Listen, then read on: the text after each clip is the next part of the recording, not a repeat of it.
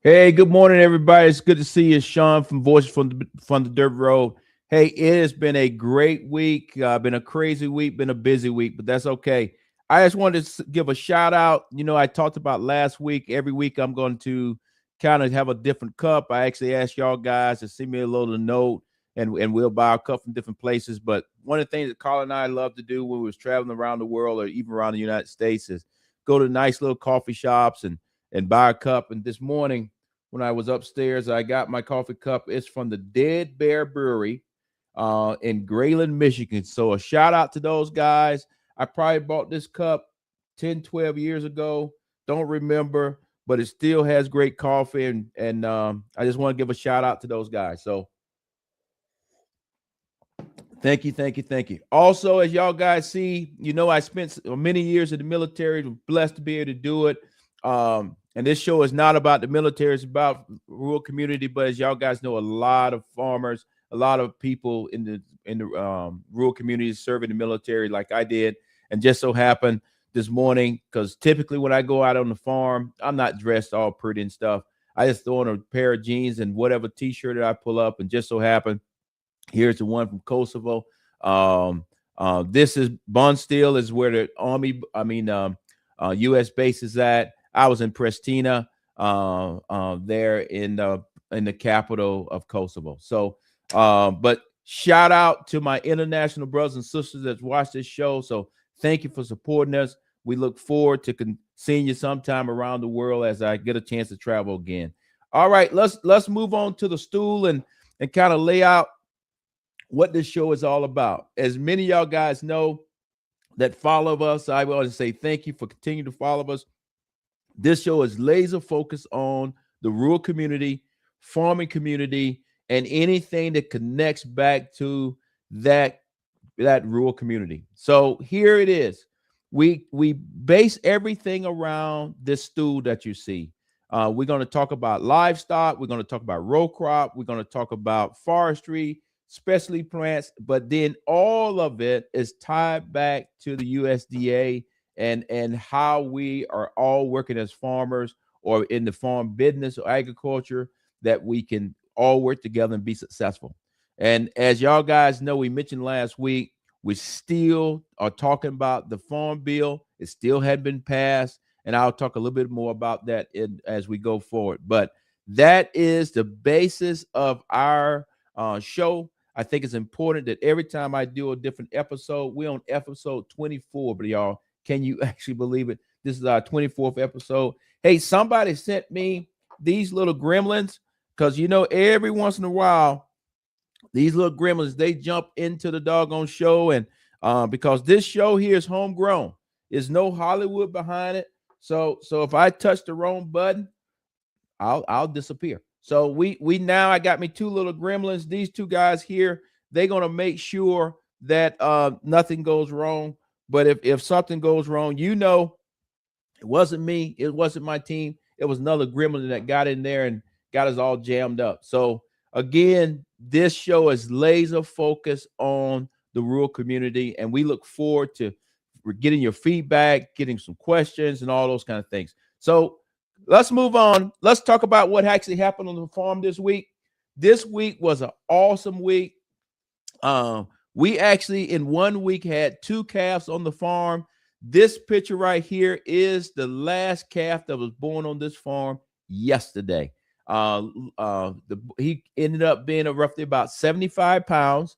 He was a big guy, and a little bull calf. And that's me out there yesterday. This is about 4 o'clock in the afternoon. So I walked out there. This Red Angus cow, she is very gentle. However, I got to give her credit. She had just had the calf. She wasn't really drinking the Kool-Aid. So she didn't try to hurt me or anything, but I did not get a chance to put my tags on that little bull calf. But she did allow me to get his weight and identify that it was a bull calf, and he is healthy. Matter of fact, as soon as I finish doing this show, I'll go outside, because y'all guys know now with the time change, the sun doesn't really even come up until about 8 o'clock. So I go out and check on those guys. But that was the last calf of calving season here on our farm. And we're blessed that all the calves are fine, and we'll raise them up, and at some point they'll be weaned, and then we'll sell off all the bull calves, and we'll make selection on based on genetics. Based on genetics, we'll keep the best heifers behind and continue to grow our herd. So I'm not sure if y'all guys know, we started this herd after I came back home from retiring from the military. Started this place, and we started off with only 5 cows, and now we're up to around about 18 head. But the goal is to have 20 mama cows, and then we'll produce 20 calves, and then we continue to grow it out, and hopefully someday get up to at least 200 head of cattle. But you got to start somewhere, start small, get all your systems in place, and then kind of go from there. So, but all of us as farmers right now, we are struggling. That there's no other way that I can put it. I don't care if you've been in farming for 50 years or you've been in farming for 2 years. Across the board, we are all feeling it, and we're looking to our leaders back in DC to give us some relief. Hey, last week I actually talked about the farm bill. All right, last week I talked about the farm bill. It's actually 802 pages. It has made its way out of committee. Okay, it's made its way out of committee. But my report to you this week is this: it is now out there, but it is a major fight going on between the Democrats and Republicans, and it's a fight that need to be had. But it's a fight that where we're talking about, like I've mentioned many times before, the farm bill has two different things in it. It has relief money in it for farmers if something go wrong on your farm, you get back on your feet. But then it also has money in it to take care of our less fortunate, our seniors, and our less fortunate children with the SNAP program. So right now, it's some friction points. That is normal. But my report to you this week is it has not made it through all the different hoops to be voted on and going forward. I don't think it's going to get anywhere much this week here, and it's maybe a struggle for next week. So we'll continue to update you on it. Next week we may do a little bit more in depth of a show on it, but this week I want to focus on a couple of things that are currently happening because the actions that are happening overseas in Iran in this war is now having great effect on us here back in rural America, really all America, but specifically rural America, when it comes to fuel costs, when it comes to fertilizer and all those things. So I'm going to stop there because I've been talking for a little bit, but I want to set the table for a couple of things. We're going to play a series of videos. We're not going to play them at the same time, so don't think you're just going to be watching TV. But I want to make sure that everybody understands what's happening at the national or international level with the war that's happening overseas and how those things are happening overseas affecting us. Then we're going to move into kind of what's happening here in the United States, and then ultimately going to have to talk about what's happening here in Georgia. So that's how we're going to kind of lay out this show this morning. But in between all those things, I'll come back and explain one or two things, and I look forward to your questions and kind of go from there. So the first video you're going to see is going to be maybe about 3 to 4 minutes long, but I think it gives you a very good baseline of how the war in Iran can affect us here in the United States and may have great effect on us here in the United States as it goes on, because I think all of us as just everyday people have already seen that gas and diesel has went out the roof. But I think as farmers, maybe everybody else don't see it, but I know you have. So I'll stop there. And team, please play the video of CNN video, please. This morning, the war in Iran not just having an impact on oil and gas prices, though they are both up, it is also threatening fertilizer supplies, critical for crops and food production. The Middle East is home to some of the world's largest fertilizer plants, and it's a major producer of the raw materials necessary to make fertilizer. Around 25 to 35% of the global trade in those raw materials passes through the Strait of Hormuz. But right now, pretty much nothing is passing through the Strait of Hormuz. With us now, Chris Abbott, CEO of the biotech company Pivot Bio. Chris, thanks so much for being with us. Will you just explain better than I just did about why the Persian Gulf, why the Strait is so important for fertilizer coming to the United States? Yeah, good morning, John. Thank you for having me. So I think context is important as you laid it out there. So if we look at this over the last 15 years of my time spent in commodity and capital markets, I've not seen this level of disruption before. So if we look at the critical inputs for us in the ag economy, about 20% of LNG, about 30%, as you mentioned, of urea, that's our nitrogen fertilizer, and even more of sulfur. Sulfur is a key micronutrient for crops, passes through the strait. Furthermore, the US imports this year almost 30% of its fertilizer from foreign countries. And so you can start to imagine, how does that ripple effect take shape if you start to clog up the system at a time in which we're approaching planting? Growers in the southern US are already planting crops, and many of them prior to last Friday, right, the day leading into this conflict, didn't have their nitrogen purchased. And so what happens is you see that backup and it starts to show its ripple effect through the value chain. And as we say, it always hits the farmers first. And we've seen that. Urea prices are up 50% since that Friday before, Friday, the 27th of February. And in places in the northern parts of the country, it's up almost 100%. Talk to me more about the specific timing here. Why is the timing so challenging? Yeah, timing's tough on a number of respects. Number one, as I mentioned on the planting cycle, it's hard because we're starting to plant. So the U.S.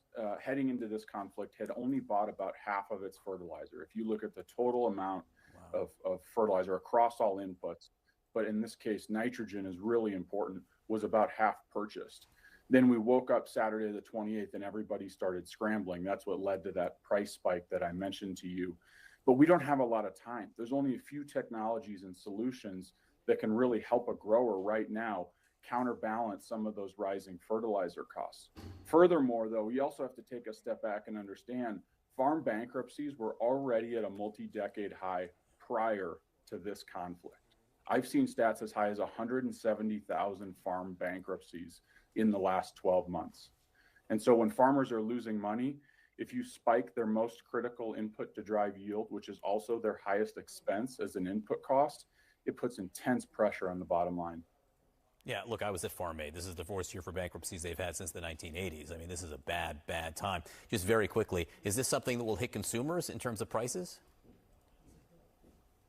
It absolutely could, right? So farmers are in the unfortunate situation where they can't just take their price up, but what happens is you see acreage shifts. And so now you have to look at the global commodity market, because as oil and consumption around gasoline changes, you get fluctuations for ethanol. Frankly, that's the one bright spot in this. Could ethanol actually come into higher demand, which could help buoy some of those commodity grain prices, which have not moved? And so this is just a tough time. I expect that whether that's food, fuel, fiber, dairy, protein, these things could all see inflation if the prices stay this high. I want to call it ripple effects, but for farmers, this is more than ripple. This is like a giant wave. Chris Abbott, thanks for explaining it so well. Really appreciate it. Okay. So as y'all guys see there, international events, the war in Iran could have or will have a great effect on us here in the rural community, specifically the farmers. I would tell you, as a cattle rancher, we had went less than 2 weeks ago and priced fertilizer to put on our pastures. And yesterday I called back. That price had went out the roof. And from that, I told him, I said, thank you, appreciate it. He clearly understood. He said, Shawn, to be honest with you, man, nobody's buying fertilizer right now. Nobody can afford it.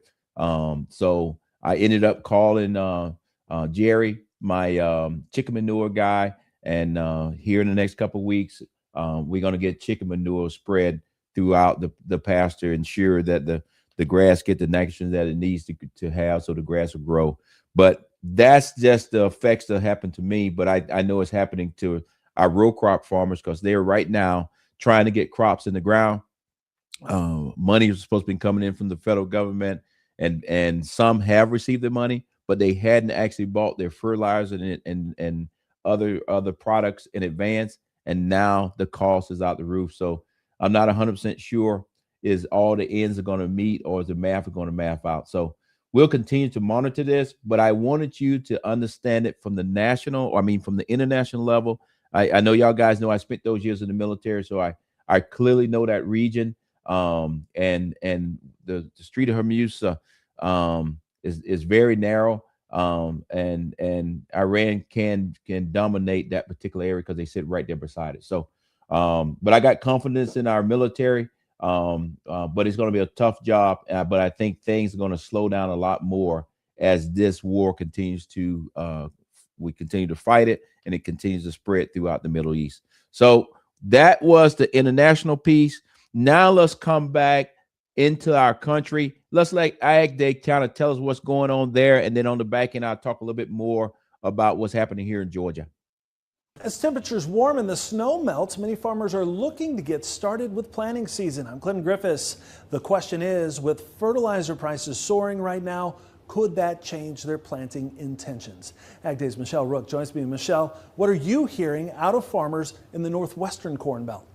So USDA's early projections indicated nearly 5 million less acres of corn in the U.S. this year and 4 million more acres of soybeans. However, at the CHS Ag Industry Day, I learned those shifts don't reflect early seed sales in the Northwest Corn Belt, where farmers were again planning on planting more corn.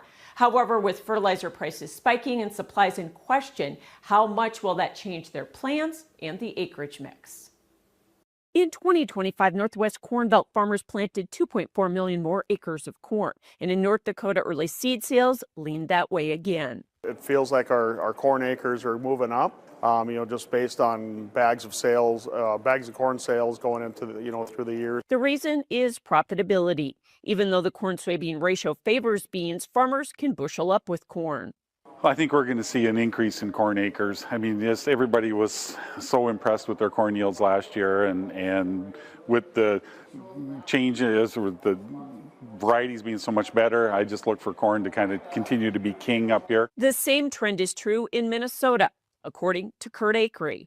Actually, we added some corn. We added another 20% on the corn end, and cutting back on some wheat is what we're doing. South Dakota farmers planted a record 6.9 million acres of corn last year and could plant even more this year. And it's corn that has the higher yield potential. I know, like on my farm anyway, soybeans, we just can't get the big monster yields we'd like. So I know we're going to push the corn envelope again too. The one caveat is the Iran war has spiked fertilizer prices, and 10 to 15% of farmers still need to buy it. If they can't, then they'll probably go to crops that don't use a lot of fertilizer, i.e. like a soybean or an edible bean. On top of that, if China strikes a trade deal in early April, soybeans could rally to attract acres back. Number one thing is price. So that way, yes, it is on China. I mean, if we get a deal done and we're, $11 plus cash, guys will plant more beans. A huge rally in vegetable oil markets like soybean oil are also making similar crops attractive this year in the north. We're going to add some canola this year, which looks potentially profitable. Sunflowers could add, somewhere around that 500,000 to 750,000. So the loser may be wheat. I think we could possibly see close to anywhere from a 7 to a 10% drop in just wheat acres. However, like any year, Mother Nature will have the final say. If we're in early, there's a lot of corn going in. If not, a lot could switch to soybeans. So a lot of it will be weather determined. I'm Michelle Rook reporting for Ag Day. Yeah, as y'all guys can see, as we all know in the world of agriculture, it is timing. It's a time to plant, and then if you don't hit that window, I'm sorry, you're not going to get the results that you want to get. So right now, everything that we talked about earlier, what's happening overseas, is having great effect here when it comes to cost. It's having great effect if the farmer's actually going to have the money to put the seed in the ground and all of these bigger things. But hey, during the break, guys, I actually got a chance to look at my phone, and unfortunately, like I said, I spent those years in the military. I know what war is. I know what war feels like, and I know what it is to have to take somebody's life. I'll just say it that way. But I just saw here that y'all guys know we already had 7 soldiers that had committed to ultimate sacrifice, and they came home early this week or last week. But I just was reading here the headlines that 4 Air Force refueler that was in the plane that crashed in Iraq, also were killed. So keep those 4 airmen in your prayers. Keep their families in your prayers. This war that we're in, and it is a war, but this war that we're in is real. It's not a video game. And when something happens to you bad in a war, you don't get to get right back up and restart again. So let's keep these are all of our soldiers, sailors, Marines, across the board, any and everybody, special forces, everybody, CIA, all our agencies that help us throughout the region over there. Keep them in your prayers, keep their families in your prayers, because what we're doing is real. And I'm not going to say it's going to happen, it's going to end tomorrow. But that's not what our show is about. But I'll be remiss if I just talked about fertilizer and I didn't mention that it has been confirmed that 4 more of our precious assets, American airmen, were killed in a crash. So now the death toll is 11, and I think it's about 150 that are seriously injured in between Germany and Walter Reed in DC. So sorry about moving away from agriculture, but the reality of it is many of those young people probably are from small towns around America, because y'all guys know, yes, kids join the military from our major cities, but a lot comes from this little bitty small towns that nobody's ever heard of. So let's just keep those guys in their prayers, keep them in our prayers, and let's make sure that when we say thank you for your services, it actually means something. But let's get back to the show. Somebody had a note in there asking me, what's this actually live or pre-recorded? No, this is live. This is live, 100% live today. So that was Ag Day. Now this week we actually had Secretary Rollins. She came right down here to Georgia. As y'all guys know, here in Georgia, no ifs, ands, and buts about it. It is tough right now. We've been hit and hit and hit. We was hit from the tariffs of our paper mills throughout the state. Several of them shut down earlier in the year. From my hometown there, Blakely, Georgia, people still hadn't recovered from that. Then on top of that, we have had bad weather. Just this, I think yesterday, we had a tornado that hit in that southwest Georgia region, and he also went back toward Albany, Georgia. That is in the news today. And then on top of all that, fuel cost is up, fertilizer's up, everything is up. And so right now, if you go crisscrossing across Georgia, one thing you don't see too many tractors moving. And if those tractors are not moving, that means crops are not going in the ground. So we got to get in front of this thing. We got to stop talking about help is on the way and actually get help here, because we're running out of time. With that being said, Secretary Rollins, I'm thankful that she took the time to come here to the great state of Georgia. So let's run that video, and then I'll talk about it on the back end. #1 industry, generating up to $90 billion every single year. Georgia has about 10 million acres of farmland focusing on chickens, peanuts, pecans, and primarily eggs. Well, U.S. Agriculture Secretary Brooke Rollins announced a major lifeline for struggling Georgia farmers today. She says more than $500 million in Hurricane Helene relief, that's going to start flowing within days. And that money arrives as Georgia's farm economy faces one of its toughest moments in decades. Atlanta News First statewide reporter Amber Kasoris has the story. U.S. Agriculture Secretary Brooke Rollins says this money will be a lifeline for Georgia farmers after Hurricane Helene, while also warning about the intense pressures that Georgia farmers are now under.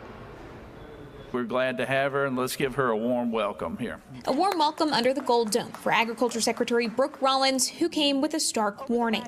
We know that this farm economy is the worst. Even though it is getting better, it is still the worst we have seen in decades, perhaps in our lifetime. According to the Georgia Department of Agriculture, Hurricane Helene wiped out about a third of Georgians' pecan and cotton crop and damaged 1.5 million acres of timber. A new federal block grant, more than $500 million, is meant to help farmers rebuild. State Senator and blueberry farmer Russ Goodman says it'll take a long time for South Georgia to look like it once did.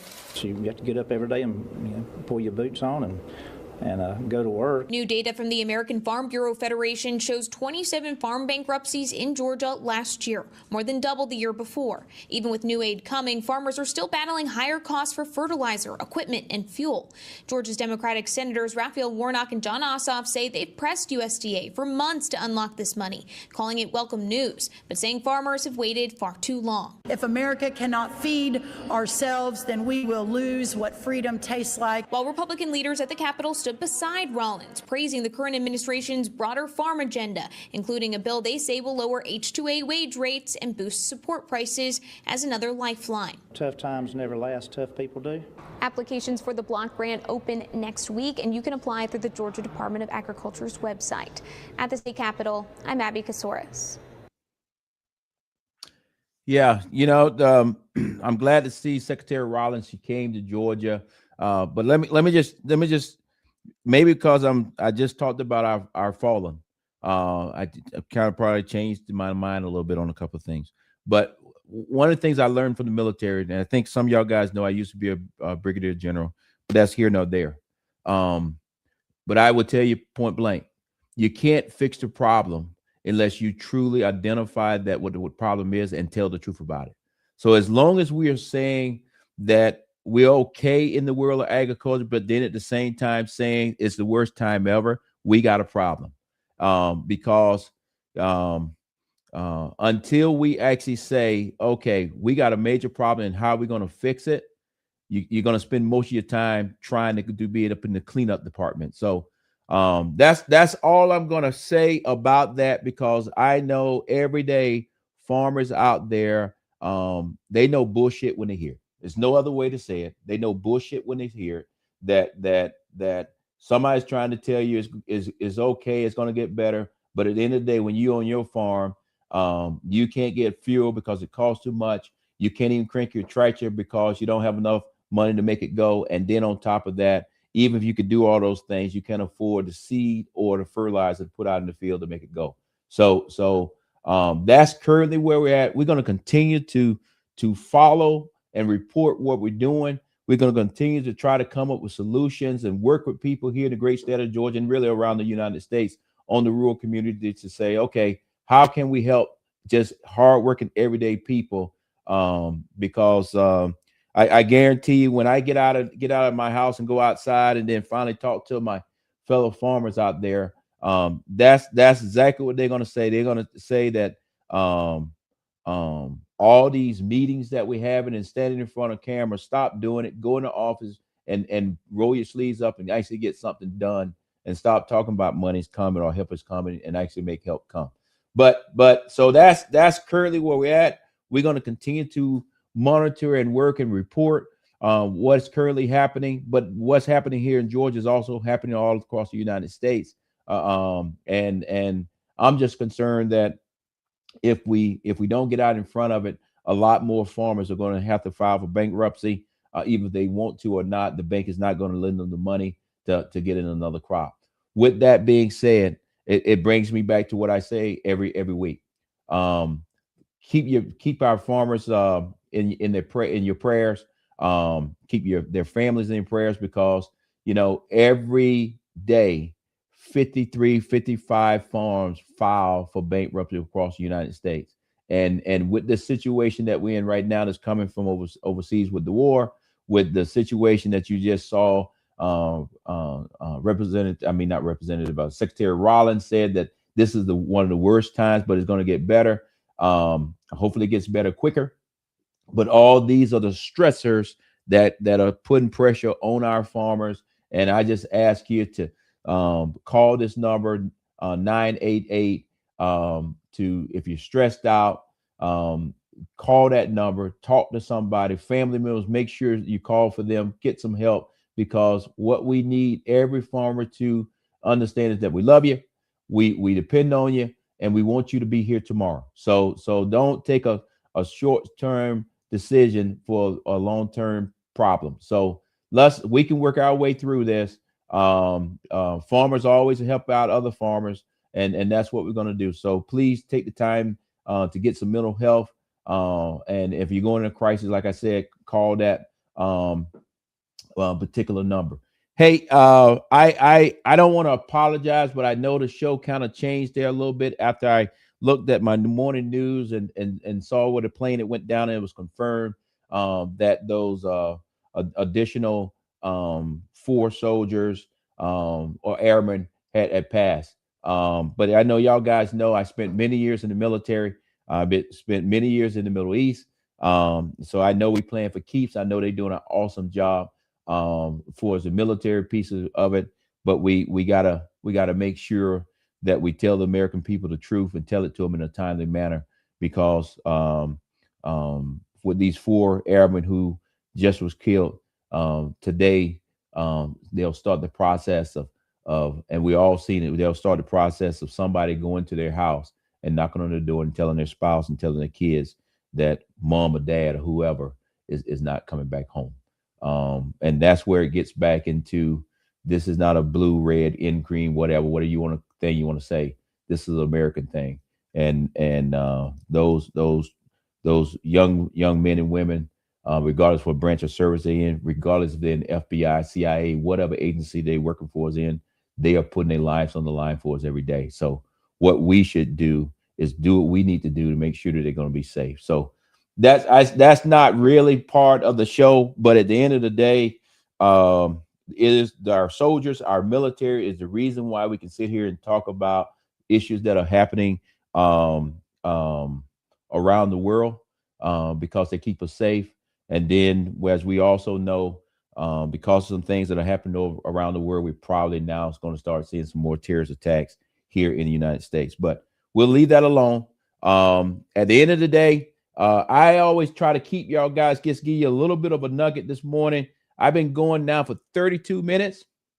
The sun is about to come up. At least I think it's going to come up here in a little bit. It's going to be a great day. If I see you out somewhere, please stop me and say hi. And look, when I look at my cup, the cup is empty. Just got a little bit in there. It's over. But hey, thank you, and we'll see you next week.